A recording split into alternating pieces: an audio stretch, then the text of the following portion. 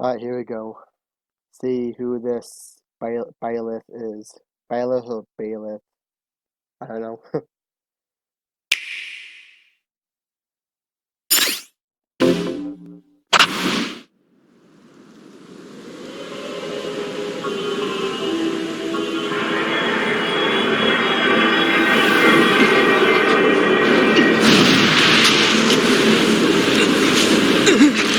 The time has finally come to unleash the forbidden spell of Zaharas upon our enemies!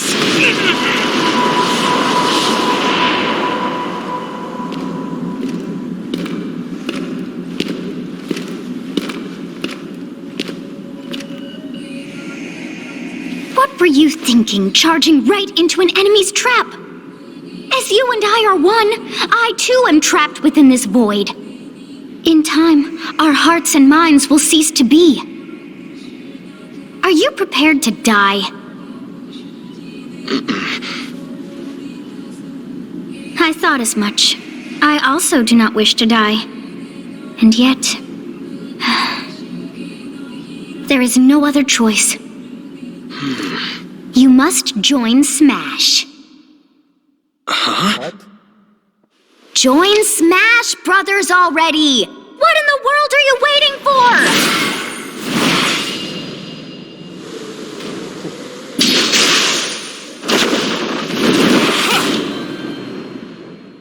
So joining Smash consumes even the darkness itself!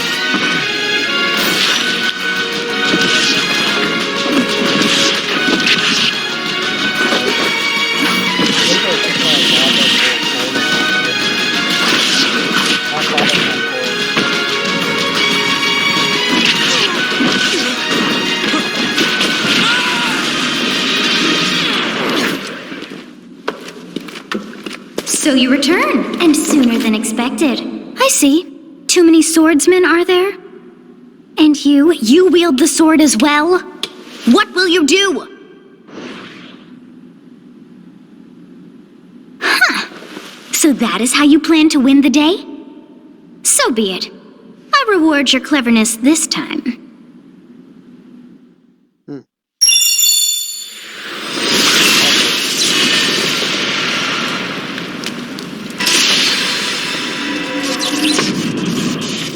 How is this?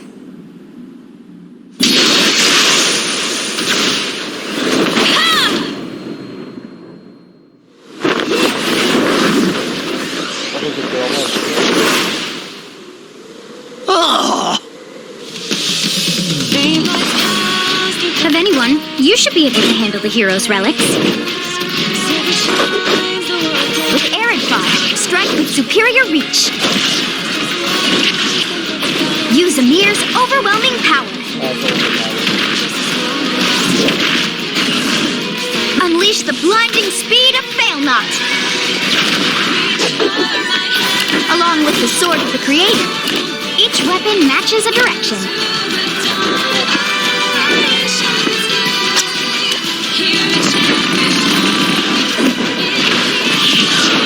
Your will and mine be now as one! To you, both sides of time are revealed! Through Smash, show the world!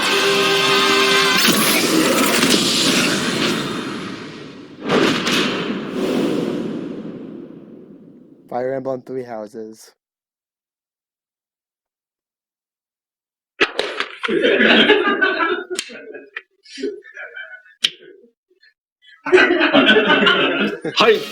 Yes, there you have it. Byleth from Fire Emblem Three Houses is joining the battle. Fire Emblem Three Houses was released just last summer, so it's still very new. Even so, you'll soon be able to play as them in Super Smash Bros. Ultimate. This release is planned for January 28th. You'll have instant access if you have the Super Smash Bros. Ultimate Fighters Pass, and it will also be available for purchase individually.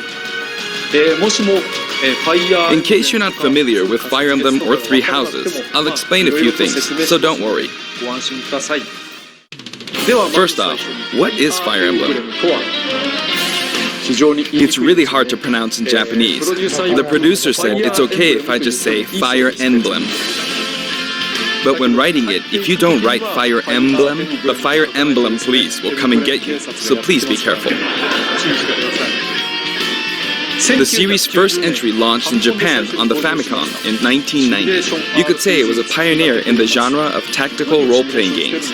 You might be wondering what makes it particularly tactical. Well, it's tactical in that it simulates combat. You can think of it as moving pieces in a board game, or in other words, a game in which you advance units across a grid and battle. When we talk about tactical games of that era, there were lots of ones in which you command tanks, aircrafts, and so on. But Fire Emblem was unique because each unit was a specific character, sort of like in role-playing games. Plus, something made it stand out from other Nintendo products. Characters could permanently die. That's pretty direct language though, so perhaps we should just say they're sleeping with the fishes. But really, if a character fell in battle, you'd lose that unit. They'd be gone and you couldn't use them again. Recent entries in the series maintain this concept of permadeath to some degree in classic mode and what have you, but a lot of games now allow strategic withdrawals, so to speak. In the older games, your units would really be gone, never to be mentioned again. Scary. The game's stories are told like chronicles of war, with increasingly distinct characters and engrossing scenarios. Several characters also appear in the Super Smash Bros. Series, and 6 of the 7 can use a counterattack. It's their down special. There's actually a reason for this. When I was considering how to incorporate Fire Emblem fighters into Super Smash Bros. Melee, I thought it might be interesting to reflect the turn-based nature of the original game. First comes your opponent's turn. They attack and you counter. Next comes your turn. And now, Fire Emblem Three Houses is the 17th game in the series. People who aren't Japanese in particular might be thinking, 17 games? There are that many? Well, if you include Fire Emblem Heroes in the remakes, but you don't include the Satellaview game, Tokyo Mirage Sessions Sharp FE, and Fire Emblem Warriors, then it comes out to 17 games. Let's try saying them in the Fire Emblem Can You Say It challenge. I'll give it a try. 暗黒竜と光の剣、外伝、紋章の謎、聖戦の系譜、トラキア776、封印の剣、烈火の剣、聖魔の功績、荘園の奇跡、暁の女神、新暗黒竜、新紋章、覚醒イフ、ヒーローズ、エコーズ、風化雪月。 There you go, 17. 今、変な数え方してます。 So you saw how I was counting in a weird way, right? I was counting in binary. つまり、これが全部 This is 0. Fold this here and you get 1, and then you get 2, then 2 plus 1 equals 3. So this would be 4, 5, 6, 7, and 8. And then you get 16. Add 1 and you get 17. Awesome, isn't it? You can actually count up to 31 on one hand. And if you use both hands, you can count all the way up to 1023. If you've given up counting the knots in a tatami mat, you could always give it a go. What is Fire Emblem Three Houses? In Japanese, the male version of the main character is called Bereto and the female version is called Beresu, but in English they share the same name, Byleth. Byleth becomes a professor who ends up leading one of 3 academic houses. Once you've chosen a house, you guide them through their school life and, well, you end up fighting the other houses. After a certain incident, 5 years pass, and you meet up with your grown-up students to battle against the other houses in their regions. It's a very sad game in which your former allies become enemies, turn hostile, and try to kill you. To understand the concept of Fire Emblem Three Houses, I played an early version of the game before its release. I've done the same thing before, with The Legend of Zelda Breath of the Wild, for example. Because I couldn't wait until launch to experience it, or we'd have never made it in time. For that title, I borrowed an early version of the game for 2 days, ran around all the areas, saw the ending, and realized for the first time, I guess we can't really have Breath of the Wild's Princess Zelda as a fighter. Oh, yeah, I did the same this time, but with there being 3 houses and multiple endings, it was really hard to get a feel for it. And of course, there weren't any walkthroughs I could reference.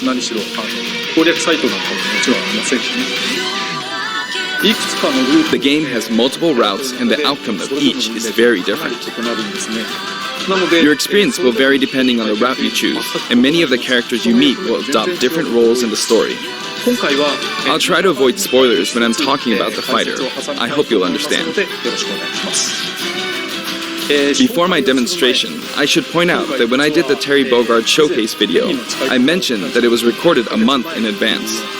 But this time, we have to account for the holidays and such, so we're filming 2 months in advance of this video's release. Right now, it's actually November. Therefore, some of what I'm about to show you might differ a bit from the finished version.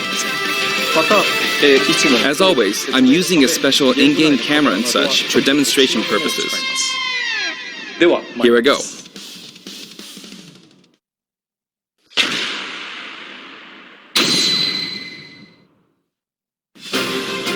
So, this is our new fighter, Byleth. Sadly, they're lacking in mobility. It's maybe a bit better than Robin's, but that's about all you can say for them. Throws are not their strong point either. Their grab lacks range. But actually, you could say that they're distance demon. The hero's relic they use changes depending on the direction you input with the stick. Each of the hero's relics is a weapon that appears in Fire Emblem 3 houses. They look like bones, and there's a reason for that. First, let's talk about the weapon Byleth uses for upward inputs, the Sword of the Creator. The Sword of the Creator here is Byleth's default weapon. They use it for flurry attacks and tilt attacks, such as down tilt attacks, where it takes the form of a whip. They also use the sword for dash attacks and other moves. For their up smash attack, they'll whip the sword upward to launch enemies in the air. For their up air attack, they'll wave the whip sword overhead. The hit detection for this attack lasts for a relatively long time. The up special move is really something. The sword extends like this, allowing you to do things like this. It was pretty terrifying how I knocked him into the air with that attack. And in addition, you can do awful things like this. That said, you'll launch opponents upward until their damage reaches a certain percentage.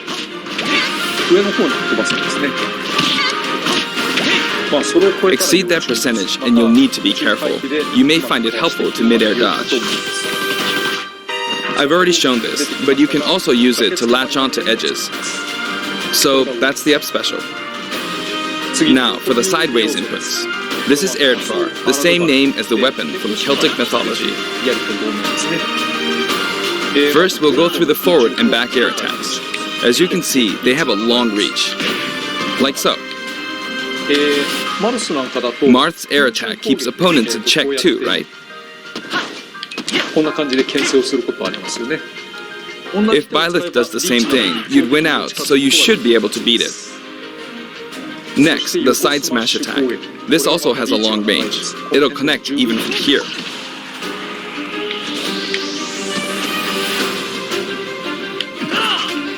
Also, if you add an upward tilt, it will be stronger. And if you've knocked an opponent down, the side attack won't hit unless you add a downward tilt to aim for them. By the way, the tip of the lance is more powerful. The shaft part is weaker, so it's not suited to close combat. It won't deal much damage, and it won't launch opponents far. That's why, as a rule, you want to hit with the blade part aimed upward. Or downward in this case. Next, the side special move. Byleth will simply swing the lance like this, but again, it has excellent reach. For example, even when your opponent is at this distance, it'll still hit. Wow. That's really good one. Actually, you can do a smash attack to charge forward a little, like this. But as you'd expect, it can be easily shielded, so be careful. Use it in midair and you'll carve up a large area. Returning to the side air attacks from earlier, they have great horizontal reach, but they lack verticality. So this complements it well, although you'll be vulnerable when you land. Now, for the downward inputs.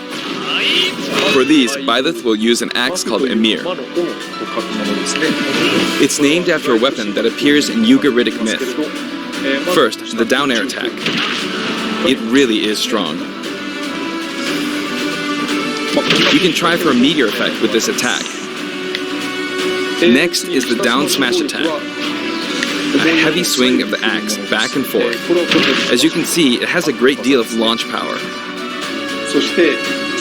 And for the down special, Byleth channels all their energy into a devastating strike. It's a bold move, similar to the Falcon Punch, but here's what makes it different. When readying the move, there's a super armor effect, which allows you to withstand an attack.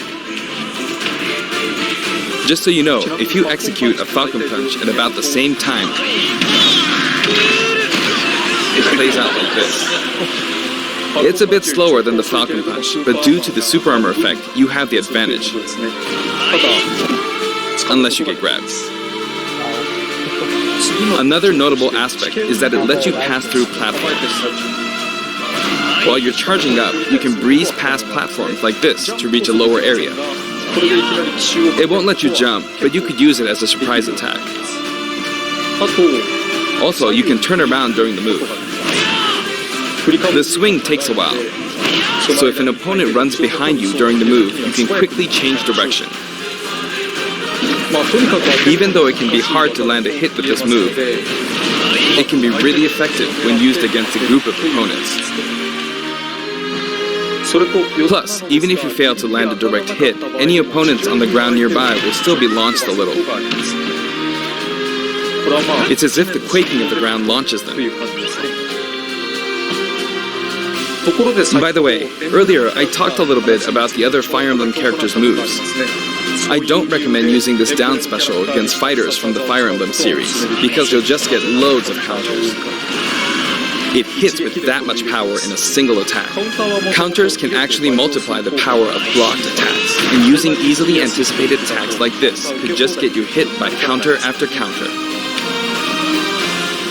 Next, we have the neutral moves. The bow you use is called Fail Not, which shares its name with the bow from the Knights of the Round Table. It only appears in a few neutral moves. You've got the neutral air attack. This attack is similar to a move of Pit's and other fighters like him. It lets you spin the weapon around. It's also easy to create certain combos with it. And with the neutral special, you'll let loose an arrow. It seems pretty straightforward, right? But there are a few noteworthy aspects to this bow. First, the biggest difference between this bow and Link's is that once you enter the command, you can keep charging until it's ready. You can't release it partway through the charge, so when it does fire, the arrow travels at high speed. It's also very powerful. That said, you can still cancel out of the stance using the shield button. You can also change direction while in the stance. It works up until this point, but if you keep holding the button, you'll unleash a powerful arrow that looks like a beam of light. You can perform this move by keeping the button held down. You charge up power like so, charge a bit more, and then fire. But again, you'll need to take care when using this move. For one, when you've powered up the move to its max, there's no way to cancel out of it. Not even with the shield button. In other words, you're committed to firing it. So you see, a situation like this is pretty terrible. Once you've entered the stand, you won't be able to do anything. Which means it's quite the risky attack to use against fighters who have a move with a reflector effect. But you could always just aim into the fray, as it is, after all, a long-range move, letting you deal a sudden blow to opponents. So you need to think carefully when using this projectile weapon. Byleth's final smash is called Progenitor God Ruptured Heaven. In the original game, there's a move called Ruptured Heaven. This is an enhanced version.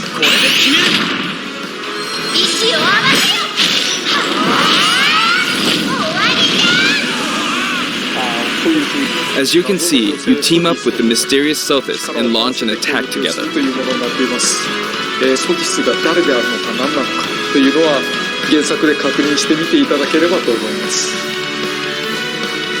Now, let's talk about the color variations. It's set up so that the default and odd-numbered color variations are male, while the even-numbered ones are female. However, the third, fourth, and fifth colors are, as you can see, reminiscent of the house leaders. Those of you who played the original game will of course understand what I'm referring to. The sixth color is based on Sothis, who you just saw earlier.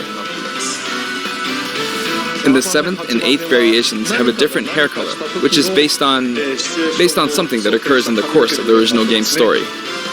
Didn't we see this variation in the final smash?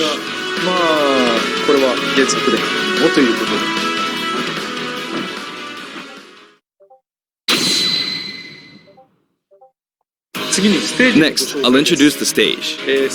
For this one, we of course tried to recreate the place where you spend most of the game, Garreg Mach Monastery. This is how Garreg Mach Monastery is laid out in the original game. From these, we chose to have it cycle through the marketplace, reception hall, bridge, and cathedral all in one stage. It's the type of stage that rotates through different areas, such as these four. Let me introduce each of the guests that appear in these four areas. The first area is the marketplace. I think this is where a lot of people come to do their shopping. The guests that appear here are students of the Blue Lion's house, Dimitri, Dedu, and Ingrid. Not Dimitri, Dudu, or Ingrid. Their names are a bit difficult to say.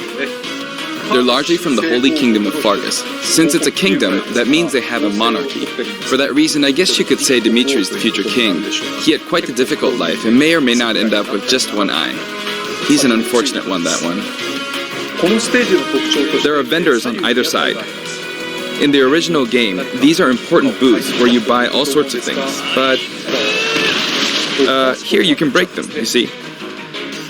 If you do break them, the stage will expand to the left and right. I wonder where people will buy their supplies now. And in the background, you can see the gatekeeper. You often pass through this area in Fire Emblem 3 houses, and you end up talking to him a lot. Moving through these areas is possible thanks to this mysterious platform. Just when it seems like you've come to a stop, you'll come crashing back down, be broken through the ceiling and slammed into the building. And the guests in the reception hall are Edelgard, Dorothea, and Petra of the Black Eagles. Take note, it's not spelled Edelgard. They're from the Adressian Empire. And as such, they embrace their military might. Edelgard is one of the characters who is central to the conflict. Depending on the path you take, she'll go through some terrible ordeals. You'll notice there are prominent chandeliers above the stage. It's possible to knock them down. However, Byleth can't actually reach it, even though it's their stage. You can reach it with other fighters, though. So, it's nice if you can work your way up there by getting lucky and being launched up, or perhaps by using another fighter as a stepping stone. There we go, I made it. And you can knock it down. Also, you can break this table. Like so. Just like the sign that reads Fudin Kazan in the Suzaku Castle stage, it can break if you launch the opponent into it at close range. Next up, the bridge. The camera rotates 90 degrees, creating this long area. It's very wide indeed. 結構横幅の広いんですよ。 It's similar to the bridge of Elden Stage. ゲストはキルシュ The guests are from the Golden Deer, Claude, Hilda, and Lawrence. これはレスター They belong to the Leicester Alliance. 人々ですね。諸侯同盟ということは、まあ、つまり連邦とか連合とかそういうような感じで Because it's an alliance of many noble families, you could say that they have a wide assortment of members. And Claude is the sharpest of the bunch. Incidentally, both Claude and Hilda are the names of characters that appear in Genealogy of the Holy War, the 4th title in the Fire Emblem series. I guess once you've reached the 17th game and are creating 40 characters for each new entry, you're bound to get a bit of name overlap. The naming process must be tough. Hey, it looks like the Pegasus Knight is busy training. As for the bridge's design, it's just a long pathway, plain and simple. You can expect plenty of blows to be exchanged at the edges of the screen. You could also say it's a place where the fail knot really shines, and in this sense, I think it suits the Golden Deer perfectly.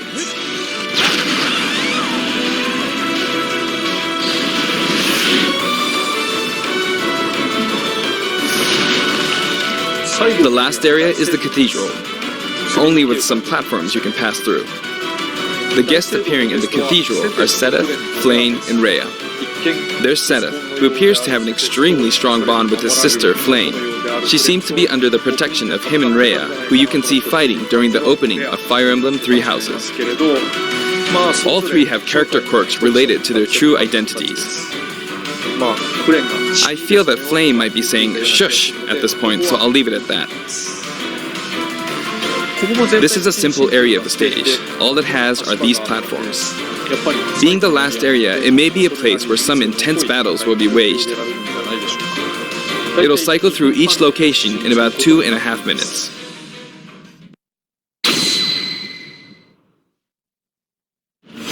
Okay, today we'll have a tag team battle in Squad Strike with the DLC team pitted against Fire Emblem protagonists from throughout the ages. That'll give us precisely 5 players per side. Alright, here we go, Joker. Joker! And Hero! Gee, we really made a lot, huh? Banjo! By now, I think you know what I'm doing. But basically, I'm trying to defeat all 5 opponents with just the professor here. But as expected, it's going to be a pretty tough battle, so I'm using anything I can get my hands on. It's not going to land that easily. Uh-oh, this is bad. And again. I better keep my distance. I'll use this chance to attack. Got him. That's scary. He's invincible for a moment here. Lots of explosives. Ouch. He perfect shielded that, huh? Good one.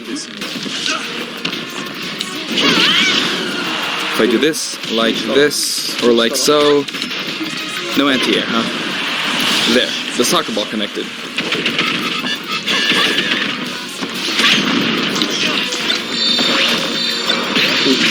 Good, there's Mom. You're in a good spot, Mom. Ah, I shouldn't have taken that. Gardevoir. Well, I guess no one uses projectiles. At this point, it doesn't matter if Gardevoir's there or not.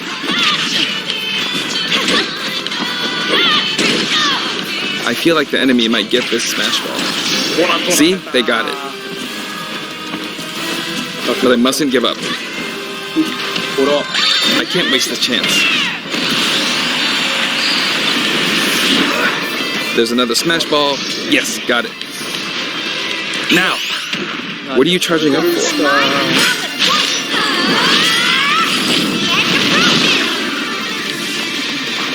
There's still more. Whack! Go on, you can take the hammer, but it's mine. Although I'm scared I might get hit with a counter in this state. I hit him! I was trying to fight using Byleth's abilities alone, but what matters is that I won. Good game. It can be fun to play like this, especially in tag team, so I think it's a good idea to try imposing different types of challenges on yourself. The end.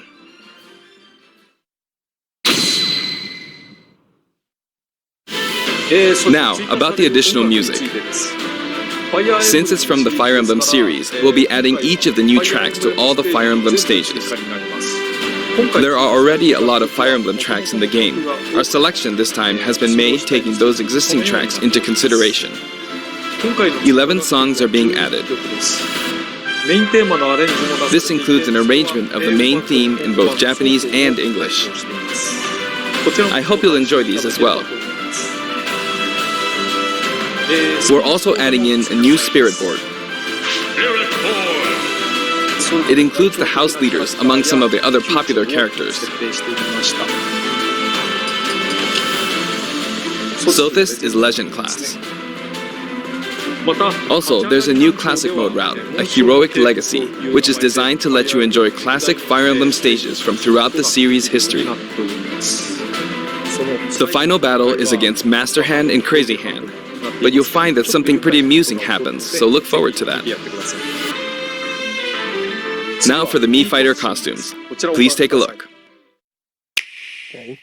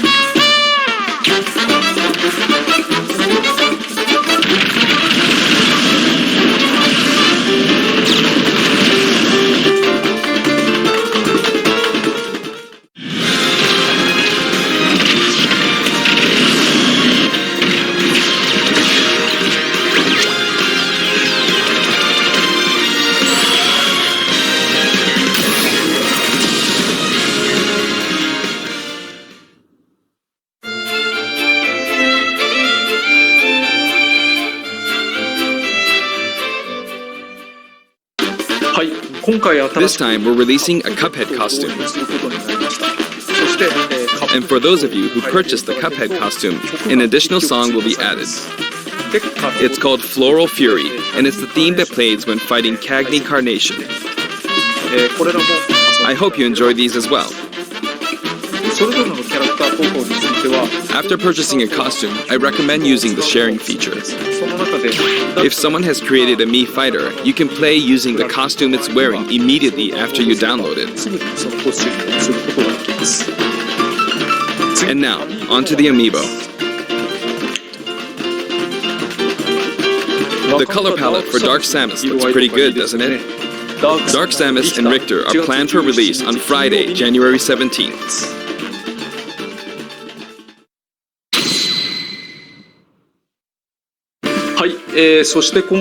And now, with the addition of Byleth, the Fighter's Pass is finally complete. The lineup was Joker, Hero, Banjo and Kazooie, Terry Bogard, and Byleth. From more than 70 fighters, only 5 have been added. But I must say, this game has always been an exceptional experience, And since the roster was already so large to begin with, right from the start, we intended to make the most out of the new gameplay mechanics and so on. There really were a lot of new mechanics, weren't there? When we add a new fighter, we don't simply make their attacks or their movements a little different. Instead, we try to offer you a whole new style of play.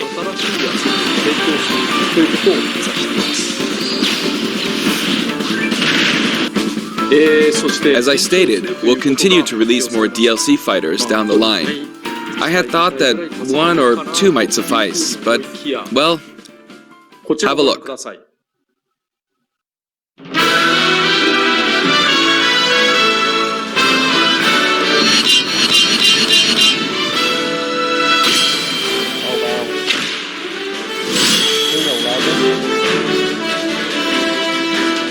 Looks like there will be one more fighter than last time.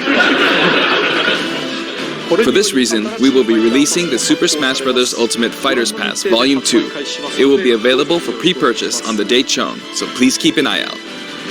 And now that it's official, we intend to move ahead with development.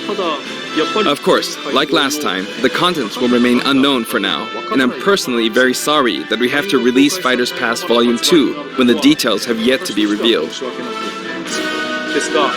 Like last time, I'd be very grateful if, despite that, you would understand why and purchase it.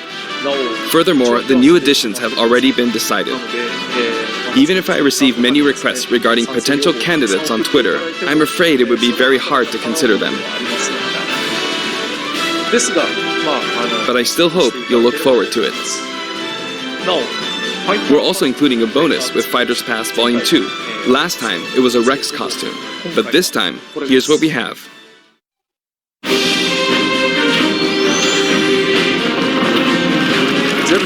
It's a Mii Fighter costume for Mii Sword Fighter, the ancient soldier gear from The Legend of Zelda Breath of the Wild. This will not be for sale individually, so it can only be acquired as part of Fighters Pass Volume 2.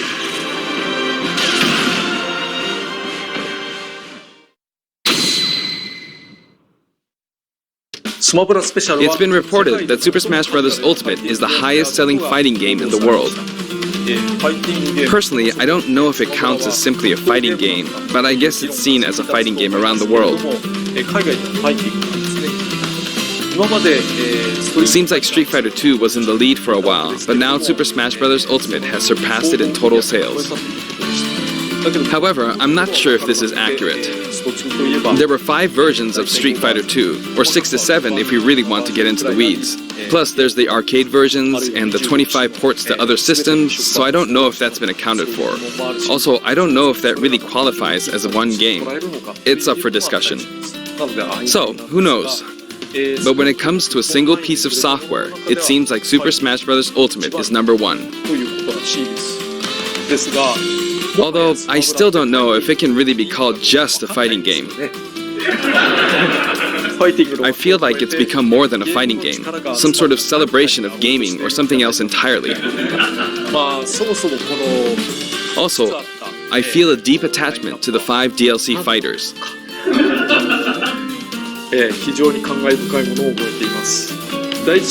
The first Fighters Pass just wrapped up, but it was decided that there will be more DLC, which means no breaks for me. I plan to keep working hard, so I hope you can continue to support us. That's it. Thank you. Okay, that's really cool. I just can't believe Byleth is actually in Smash. He might be a decent character, and I might try him out. So, but anyway, guys, thank you all guys for watching. Please like and subscribe, and I'll see you guys on my next video. Peace.